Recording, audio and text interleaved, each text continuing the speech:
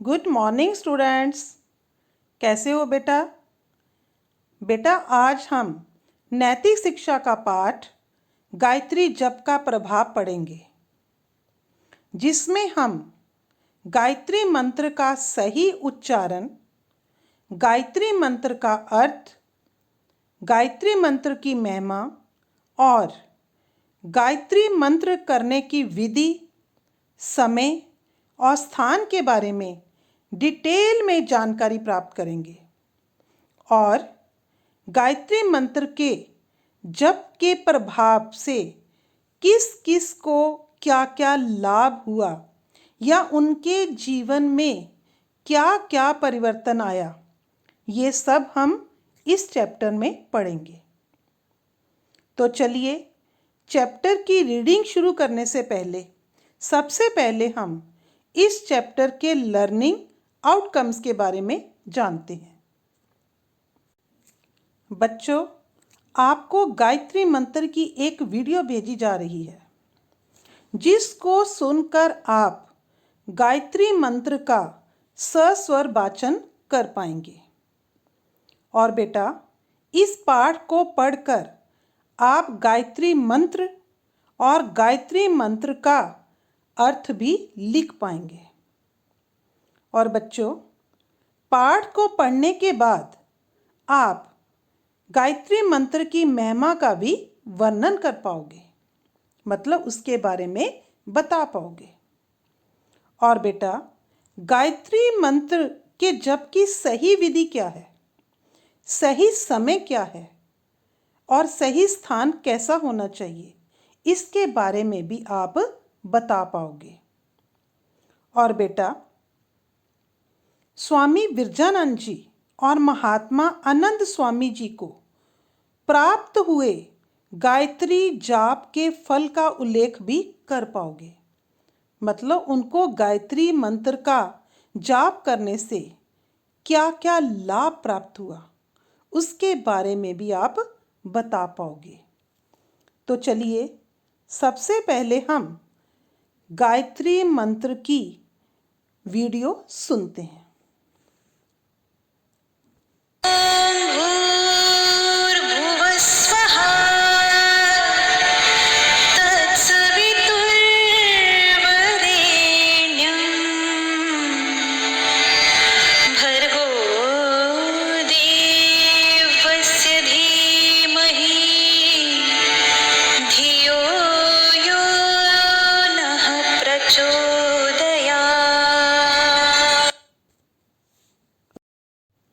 बच्चों, अभी आपने वीडियो में गायत्री मंत्र सुना, तो चलिए पुनः फिर से हम गायत्री मंत्र का सही उच्चारण करते हैं।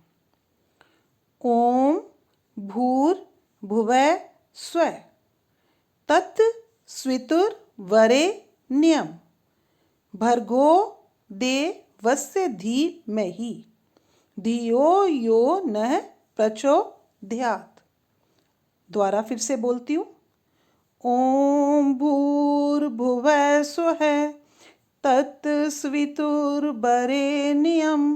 भर्गो देवस्य धीमहि धियो यो न प्रचोदयात्। बच्चों, इस तरह से आपने इस मंत्र को बार बार उच्चारित करते रहना है, मतलब उसका बार बार उच्चारण करना है, ताकि आपको वो अच्छी तरह से याद हो जाए। बेटा, इस पाठ में बताया गया है कि गायत्री मंत्र को अन्य कई नामों से भी पुकारा जाता है, जैसे ये जो नीचे 4 नाम लिखे हुए हैं: सावित्री मंत्र, गुरु मंत्र, वेद माता और महामंत्र। मतलब हम चाहे गायत्री मंत्र को इनमें से किसी भी नाम से पुकारें, चाहे हम उसको सावित्री मंत्र बोलें, चाहे हम उसको गुरु मंत्र बोलें, चाहे हम उसको वेद माता बोलें, चाहे हम उसको महामंत्र कहें, बात एक ही है। और बेटा, गायत्री की महिमा का वर्णन करते हुए उसके बारे में कहा गया है कि समस्त दुखों के अपार सागर से पार कराने वाली गायत्री है। इसीलिए तो इसको पाप निवारणी, दुख हारनी और त्रिलोक तारनी भी कहते हैं। चलिए बेटा, अब हम गायत्री मंत्र का अर्थ जानते हैं। ओम ये परमेश्वर का निज नाम है। भू जो प्राण का भी प्राण है। भुभय सब दुखों को छुड़ाने हारा है। स्व मतलब स्वयं सुख स्वरूप और अपने उपासकों को सब सुखों की प्राप्ति कराने वाला है। तत् तत् मतलब उसको। स्वितुर बरेण्यम मतलब सब जगत की उत्पत्ति करने वाले, सूर्यादि प्रकाशकों के प्रकाशक और समग्र ऐश्वर्य के दाता हैं। भर्गय सब क्लेशों को भस्म करने हारा, शुद्ध स्वरूप। देवस्य मतलब कामना करने योग्य। धीमहि अर्थात धारण करें। धियो यो न प्रचोदयात् मतलब हमारी बुद्धि को, कर्म को अपनी ओर ले चलो। तो बेटा, आपने गायत्री मंत्र के अर्थ को अच्छी तरह से याद करना है और उसके अर्थ को अपने हृदय में भी धारण करना है। ठीक है?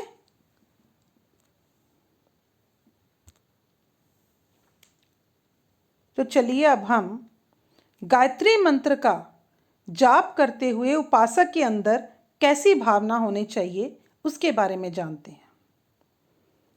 कि जब हम गायत्री मंत्र का जाप करें तो इस भावना को अपने हृदय में धारण करें कि सर्वशक्तिमान सत्य स्वरूप शक्ति के स्रोत आनंद में भगवान के ध्यान से मुझे भी आनंद, ज्ञान, शक्ति, सत्य और शांति की प्राप्ति हो रही है और तेज के सामर्थ्य से मेरे अज्ञान, रोग, दुख, भय, शोक और सभी प्रकार की चिंताएं दूर हो रही हैं। तो बेटा, जब भी आप गायत्री मंत्र का जाप करें तो अपने अंदर इस भावना को अवश्य रखना है, तभी आपको गायत्री मंत्र के जाप का लाभ होगा। और बेटा, पाठ में भगवान की, परमात्मा की सविता शक्ति द्वारा मानवीय पुरुषार्थ की बात भी की गई है कि परमात्मा अपनी सविता शक्ति द्वारा सुप्त प्रकृति को प्रेरणा करके सृष्टि को रच देता है और उसी प्रकार परमात्मा को सविता नाम से पुकारने वाले साधक का भी ये कर्तव्य हो जाता है, फर्ज हो जाता है कि वे अपने आप को और दूसरों को प्रेरणा करके अज्ञान की निद्रा को दूर करे और सब मनुष्यों को ईश्वर के भक्त बनाए, वेदों के भक्त बनाए और जनता का सेवक बनाने का यत्न भी करे। इस प्रकार वे अपने फर्ज को भी निभाए। अगर परमात्मा ने सृष्टि रची है तो साधक के भी ये कर्तव्य बनते हैं जिनको पूरा करना चाहिए। और बेटा, गायत्री मंत्र का जप तभी फलीभूत होता है, तभी उसका फायदा होता है, तभी उसका लाभ होता है जब हम पहले इसके अर्थ अपने हृदय में धारण कर लें और गायत्री मंत्र के आदेश अनुसार अपना चरित्र भी बना लें। अर्थात गायत्री मंत्र साधक के जीवन में ओतप्रोत हो जाए। मतलब अगर आप चाहते हो कि गायत्री मंत्र का हमें पूरा पूरा लाभ हो, तो सबसे पहले हमें क्या करना है, उसके अर्थ को अपने दिल में, अपने हृदय में धारण करना है। और बेटा गायत्री का जप करने की भी एक विधि होती है, एक समय होता है और एक स्थान होता है। तो चलिए हम उसके बारे में जानते हैं। सबसे पहले हम समय के बारे में जानते हैं कि गायत्री मंत्र का जप करने का सही समय क्या है। गायत्री मंत्र का जप करने का सही समय है प्रातः स्नान करने के बाद, मतलब अर्ली मॉर्निंग, नहाने के बाद, और रात्रि सोने से पूर्व, मतलब रात को सोने से पहले करना अधिक उपयोगी होता है। इसका मतलब है कि ज़्यादा बेनिफिशियल होता है। क्यों होता है? क्योंकि इन दोनों समय में बहुत शांति होती है। सुबह भी आप जब अर्ली मॉर्निंग उठते हो तो इतना शोर शराबा नहीं होता है, और रात को भी सोने से पहले लोगों का शोर कम होता है। तो इस समय जो है, अगर हम गायत्री मंत्र का जप करते हैं तो उसका अधिक लाभ होता है। और इसका सही स्थान क्या है? जप करने का सही स्थान जो है पवित्र और शांत होना चाहिए। बेटा जहाँ पर भी आप बैठकर गायत्री मंत्र का जप करेंगे, वहाँ पर जो है जगह साफ होनी चाहिए और वहाँ शांतमय माहौल भी होना चाहिए। ये नहीं कि साथ में टीवी लगा है और साथ में आपका गायत्री मंत्र पढ़ा जा रहा है, तब इसका कोई लाभ नहीं होगा, क्योंकि आपका ध्यान तो टीवी में ही रहेगा। इसलिए गायत्री मंत्र का जप करते समय इस बात का खास तौर पर आपने ध्यान रखना है कि एक तो वो स्थान पवित्र होना चाहिए, साफ होना चाहिए और शांत होना चाहिए। और बेटा इस जप को करने की एक विधि है, एक प्रोसीजर है।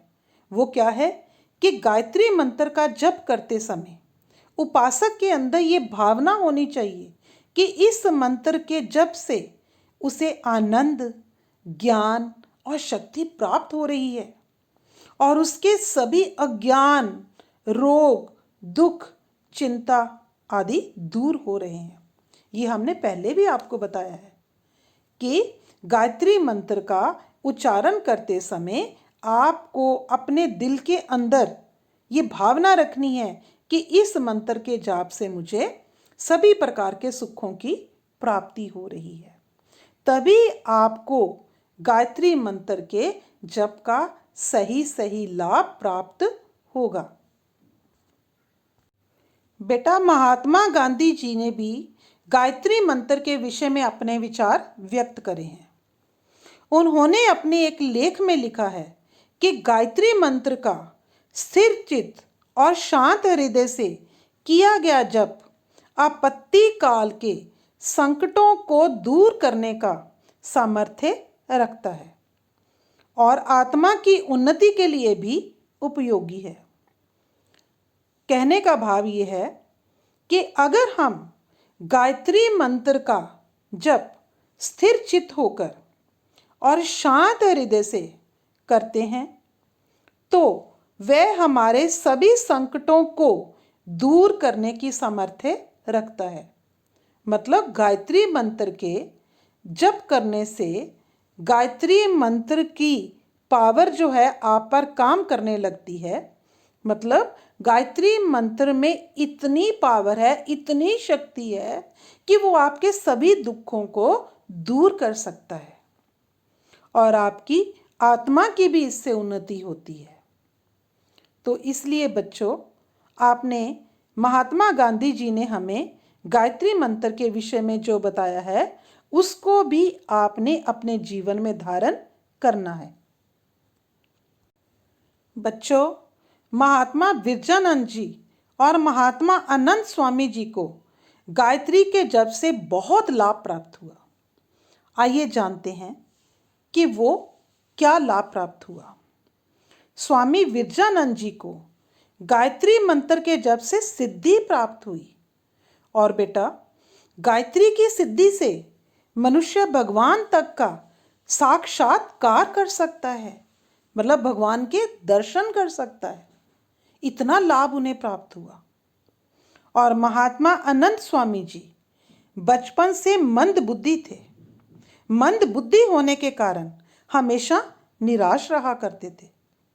परंतु जब उनके गुरु स्वामी नित्यानंद जी ने कहा कि तुम गायत्री मंत्र का जप किया करो, तब उन्होंने गायत्री मंत्र का विधि अनुसार, जो आपको पहले विधि बताई गई है बेटा, विधि अनुसार जप करना शुरू किया तो उनके जीवन की काया ही पलट गई।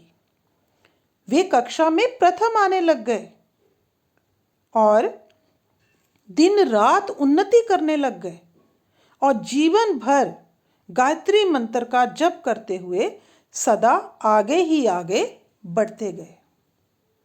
कहने का अर्थ ये है बच्चों कि गायत्री मंत्र के जप का बहुत फल प्राप्त होता है अगर आप उसको विधि अनुसार करते हो।